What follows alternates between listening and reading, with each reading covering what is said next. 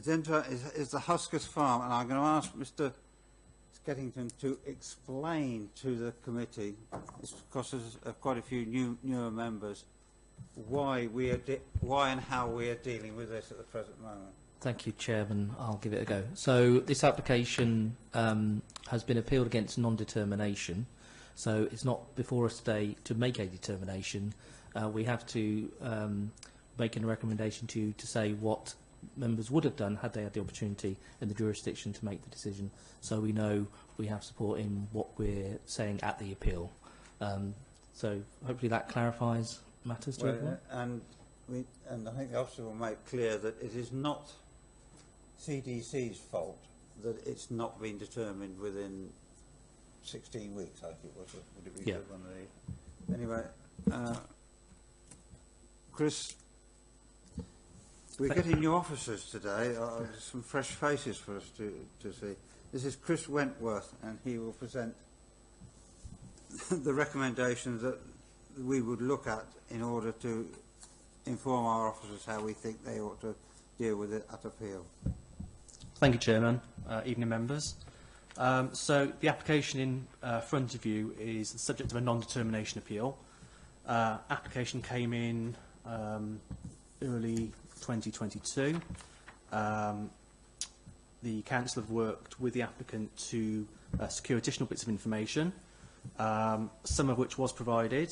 However, a non-determination appeal was submitted to the Planning Inspectorate in December of last year and was subsequently validated quite quickly after that. The application itself is now subject to a public inquiry that will be held in early April of this year. The council, CDC, are seeking to put forward the refusal of plan application based on the officer report you've got in front of you. But in terms of the application itself, construct outline application with access. It does state in paragraph 3.3 that landscape is also included, but just to clarify that it is just access and the outline. Up to 140,000 square metres or 1.5 million square feet of employment floor space, so that's use class B8, and the associated ancillary infrastructure. So we're looking at site accesses, internal roads, earthworks, development bunds, all other matters of the detail are to be reserved.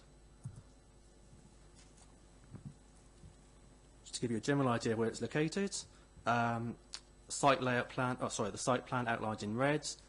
You'll see a small red area outlined in the middle, which is Huscote Farm itself.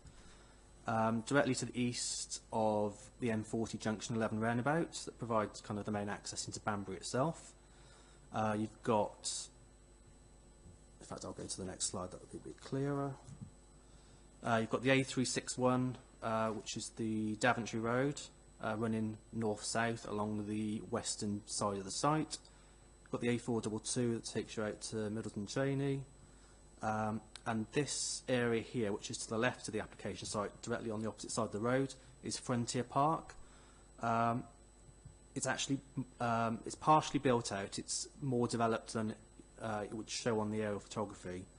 You've got some warehouse sheds here and here.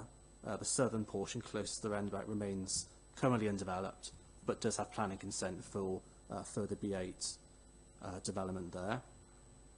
Application site itself here. As I said, Middleton Cheney here. You've got Chacombe Village, which is to the north-east, just north of Cherwell Edge Golf Club, and then wider Banbury to the west. So the site itself, as I mentioned, outline application, so this site layout plan is indicative, but they're proposing up to 10 buildings to provide the 140,000 square metres. Buildings they're proposing in terms of scale, although it would be addressed at reserved matter stage, indicative of up to 23 metres for buildings in certain zones and up to 19 metres for other buildings in certain zones, referenced in the committee report. The overall site area is 66 or just over 66 hectares, and I'll take you to the next plan. Again, Shows the site layout indicative. This may change at a reserved matter stage, dependent upon the public inquiry. Landscaping buffer to the east. Access from the M40 junction 11 roundabout here. You might not see here, but there's a new roundabout proposed just off the motorway roundabout. And then a further access just where my cursor is here, which provides a T-junction rather than a roundabout. And halfway in between there's access into Frontier Park on this side here, which I'll show you on the next plan. So again, M40 junction 11 roundabout here. This is the proposed new roundabout that will provide access into the site. Proposed new access here as well at T-junction, and this is the existing access which is on site now for Frontier Park. You'll also notice that there's a variety of roadworks proposed here. Widening of roads, extra lanes, slip roads, that type of thing. And also between the new roundabout and the motorway roundabout, they are proposing additional lanes running north and south. And I'll show you some pictures in terms of level changes in this section in a moment. It's also proposed that there's going to be changes to the motorway roundabout itself in terms of additional lanes. However, the motorway bridges themselves would remain as 2 lanes on each side.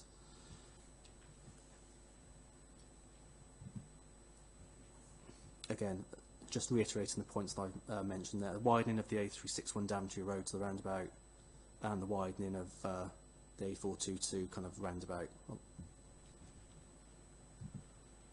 I'll just take you through a couple of viewpoints so you get a feel for what the proposal actually would look like.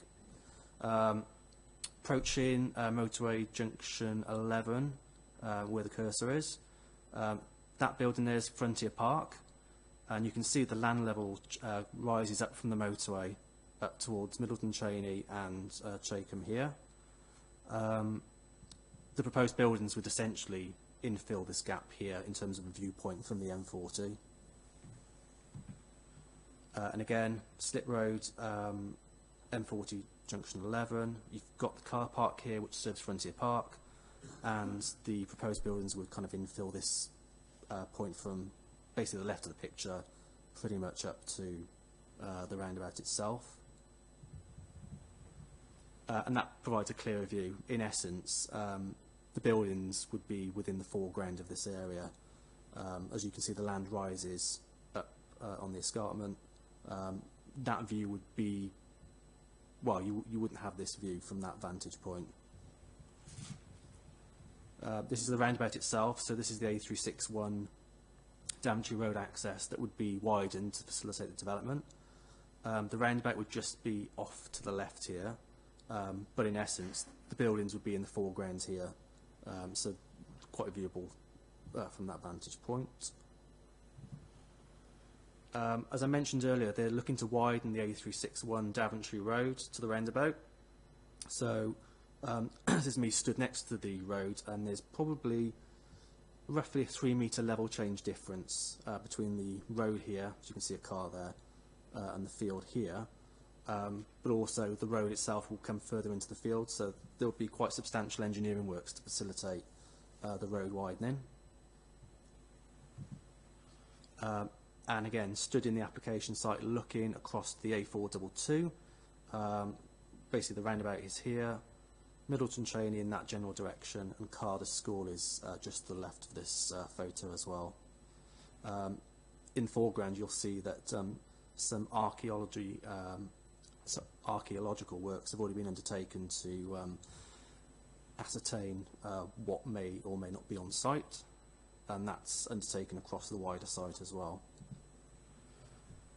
In terms of the application site here, that's basically just looking at the escarpment, Chatham in the distance, lots of natural hedgerows, and in terms of tree coverage, quite a lot of trees within the application site are subject to tree preservation orders.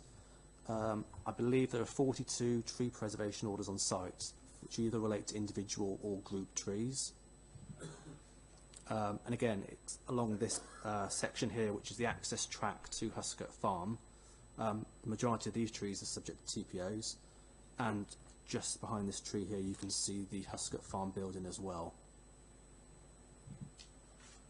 Again, looking from the motorway back across the application site, so Huscote Farm is kind of here to the right, and that building here is Frontier Park.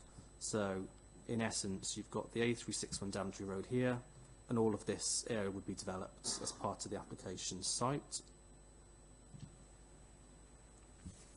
This is a view from the A422, so the road that goes up to Middleton Cheney, looking across the A422, across the application site. And again, on the A422 is you're approaching Junction 11, the roundabout, looking to the right. This area is the application site here. And you've got the Carter School just to the right here. And one final picture. This is Banbury Road, so you've got the A361 running across east to west. You've got the Frontier Park building here, and then this is Banbury Lane, goes from Daventry Road up to Chacombe itself, and then the application site is in essence this whole area here, beyond the tree line there. Again, just to remind you of the indicative site layout,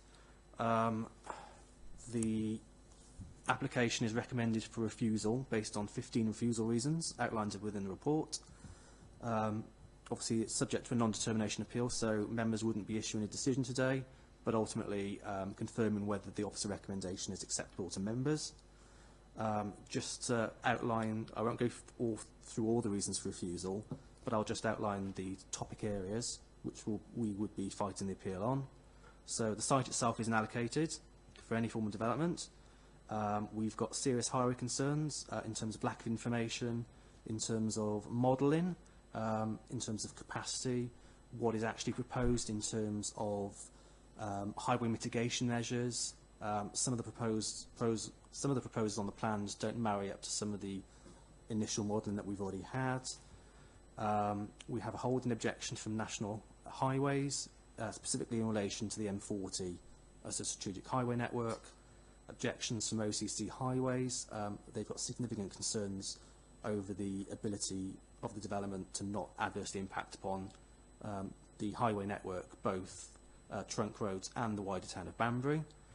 I've got air quality concerns, as Hennif Way, which is on the opposite side of the M40 Junction 11, is an air quality management zone, and we're concerned that traffic congestion associated with the proposal would impact on air quality.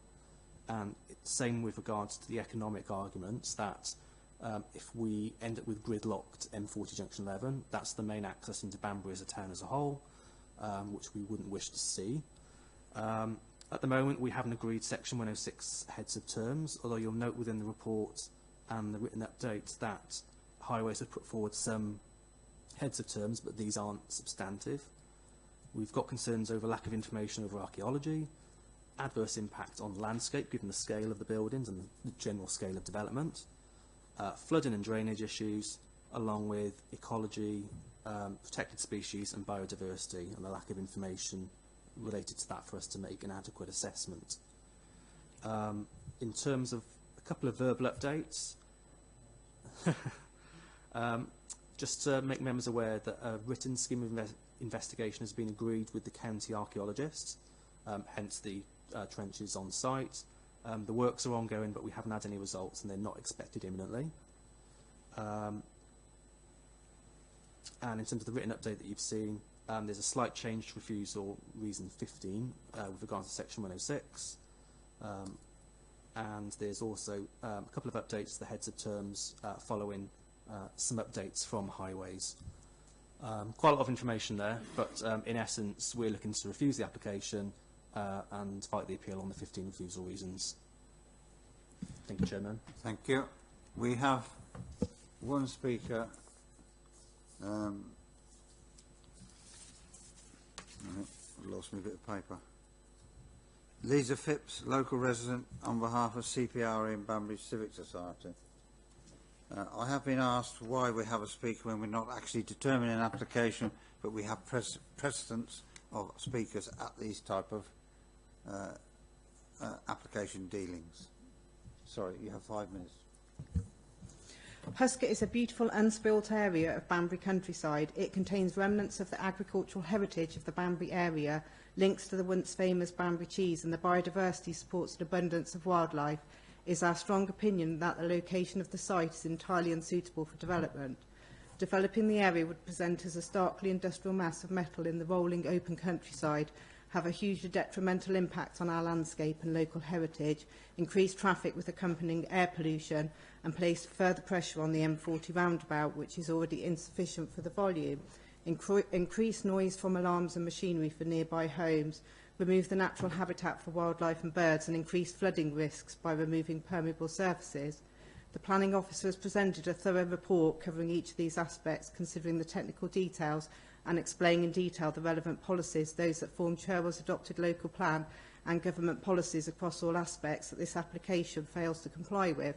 The officer has told you about significant concerns and objections raised from statutory consultees such as OCC, Thames Valley Police, the Environment Agency, Highways, Banbury Town Council and neighbouring Northamptonshire councils, as well as prominent local groups such as CPRE Oxon, Banbury Civic Society and BBOWT. There have also been over 200 objections to this application by the public. In his foreword to the currently adopted Cherwell local plan, Councillor Barry Wood, leader of the council, included the following ambition for Cherwell District Council. This is a plan which demonstrates respect for the past and which seeks to preserve and enhance what makes Cherwell District special, our dynamic market towns, the 60 conservation areas, our beautiful villages and wonderful landscape. The application before you does not reflect this ambition. The location of the site is not allocated in the currently adopted local plan, and indeed it was specifically excluded by the Planning Inspectorate, who cited many of the reasons that you've heard today, and specifically for significant landscape and traffic impacts that cannot be meaningfully mitigated. Furthermore, the site is not allocated for employment use in the so far available drafts of the Cherwell 2040 plan. We all know about Banbury cakes and Banbury Cross, but once the town was more famous for a now forgotten agricultural industry, the making of Banbury cheese. In the days before refrigeration, cheese making was a major concern. Banbury cheese was sent to royalty and even mentioned in Shakespeare's Merry Wives of Windsor. The then hamlet of Grimsbury, Nethercote and Huscote Farm all were engaged in this profitable cottage industry, as well as other farming activities over the ages. Today, Grimsbury has become part of Banbury, but significant fragments of this Banbury heritage are preserved east of the M40, and well-preserved ridge and furrow can still be seen across Huscote Farm. The original hamlet of Grimsbury is a designated conservation area, and Cherwell District Council have never considered the areas east of M40. This is scheduled to happen this year. However, resources have meant that the conservation programme is currently on hold. If you have driven past this site in the past few weeks, please disregard the physical impact of the archaeological trenches, as it is a requirement of such investigation to restore the ground to its prior state. Many responses to the application have addressed the loss of biodiversity across the site. Councils are heavily reliant on the local record centres to provide detailed information across all seasons on the biodiversity, including plants and wildlife present on the site. It is important to remember that our record centre, TIVA, gains records that are sent by local groups, experts and general recorders for any area. However, the land at Huscote Farm is not publicly accessible for recorders, and this is the reason for the lack of records as opposed to lack of presence of species. In fact, the ecologist report within the EIA detailed 3 surveys carried out around June 21 for approximately 3 hours each. During this time alone, they recorded on the site 43 species of birds, 17 of which are red listed, and 10 of these were found to be nesting on the site. Of these 10, 7 are species that are monitored in the local plan biodiversity policy, and all apart from the stock dove has shown significant decline across the whole district in the past decade. Just a quick mention on sustainability. It is disingenuous for the applicant to suggest that the site is in safe walking and cycling distance of town. I personally walked this route to see. It took me 40 minutes and was incredibly dangerous crossing the M40 junction on foot. The alternative is to walk half a mile in the opposite direction to be able to walk through secluded wasteland under the M40 onto the gateway, then another half mile to get back on track. I certainly didn't feel safe with either option. You have 30 seconds. The proposal for an entry roundabout off the M40 junction roundabout will only exacerbate already chronic issues with traffic on and around junction 11, with inevitable significant increases in vehicle emission pollutions on roads in the surrounding area. We would commend the Planning Department for their resistance to this abhorrent proposal set out in their thorough report, and would urge you as elected members to please support your officer's recommendation for refusal. Thank you, Chair. Thank you very much. Bang on 5 minutes. That's very good. Local member, Councillor Beagle. Thank you, Chair.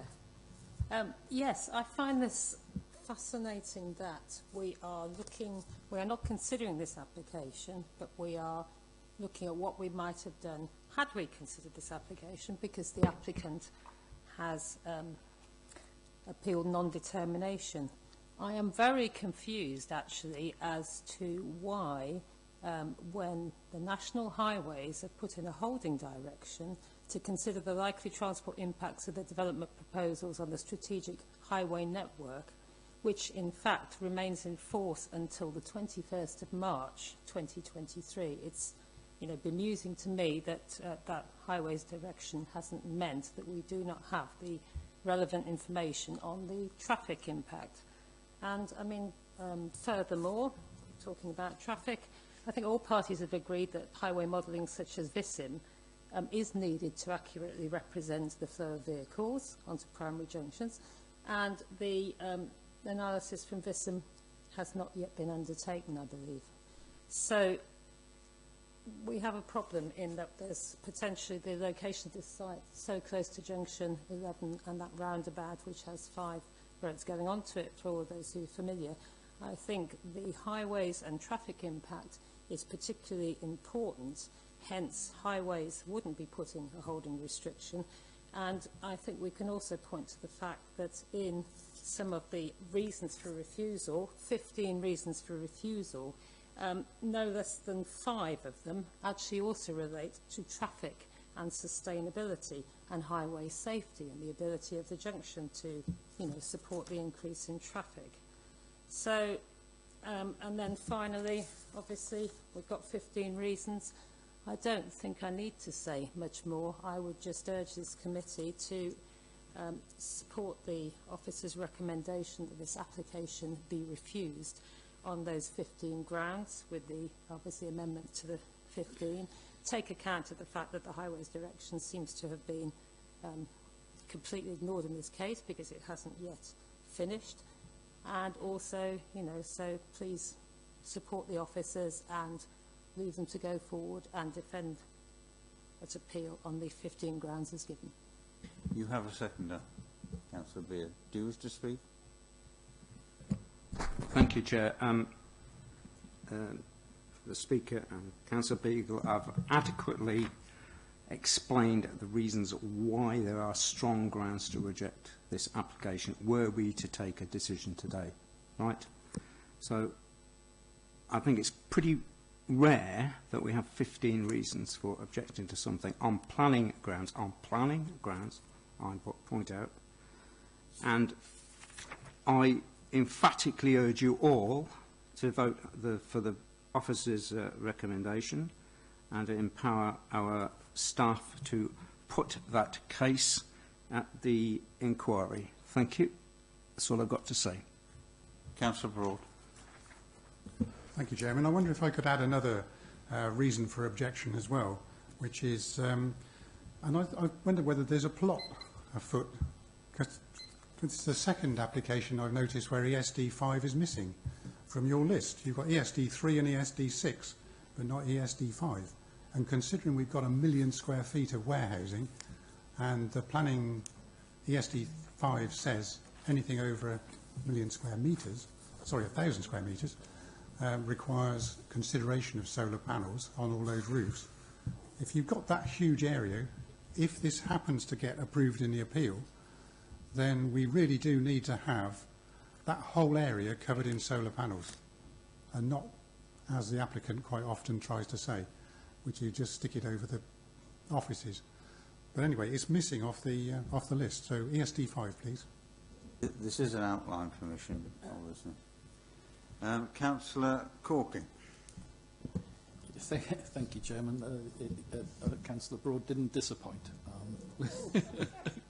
assistant. It's something of a red letter day, Chairman. We've got to talk for the first time in a long time about the 5.4-year land supply and all the benefits of that.